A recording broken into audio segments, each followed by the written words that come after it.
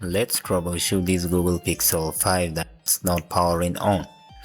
If you take a look at the trigger, I'm pressing the power key, you will see that it's going up to 0.90 milliamp and it's not powering on. You can see the width from my DC power supply, so I have to protect the other sections with the heat resistant tape, and I've connected the phone to my PC even without connecting the battery. You can see that the phone is tucked on import mode. If you don't know what import mode is, then I think you need my professional level course, because you will learn things like this from the course and what to do.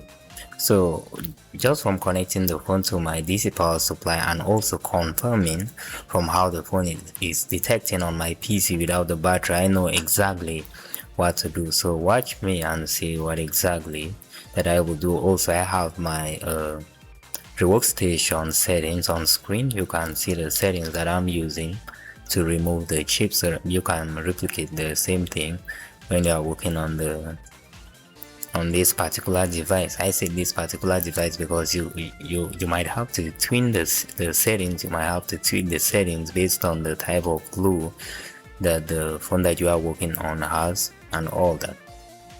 So I'm cleaning the glue. We have access glue all around the IC, and here I'm cleaning the access solder paste.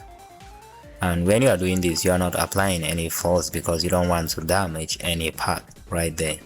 So I'm done with that of the PCB. Now this is the IC itself. You can see we have a lot of glue on the IC itself, so I clean the glue as well, and I repair the oxidized parts so that when I'm reballing using my stencil, the solder will easily stick onto the IC. While if you are watching this and you haven't gotten my basic professional level course or my book, The Block Diagram Master, then you can send me a message on WhatsApp using that number. You can get the courses right now with a very huge discount. That's my discount code. If you use the discount code, you will get extra discount to the discount that is already available in the store right now. So that code is for people who are watching the video up till this point. It's like a secret code. So as you can see, let's go ahead and revolve the IC. I apply the solder. I'm using 183 solder here. So I apply the solder. I also add some paste to make sure that all the solder parts are connected. So also I add another paste as well to make sure that everything looks beautiful. You can see the beautiful solder balls, and I'm ready to mount the IC. You can also take a look at the settings that I'm using here, but if you are a beginner, you should try to use lower settings than this. I know why I'm saying this. It's very important because you have to master your workstation, like high temperature settings, with time. So I hit it, then I shake it just a little bit. So when you do that and you see how it shakes, then readjust automatically. It means that okay, it's perfect.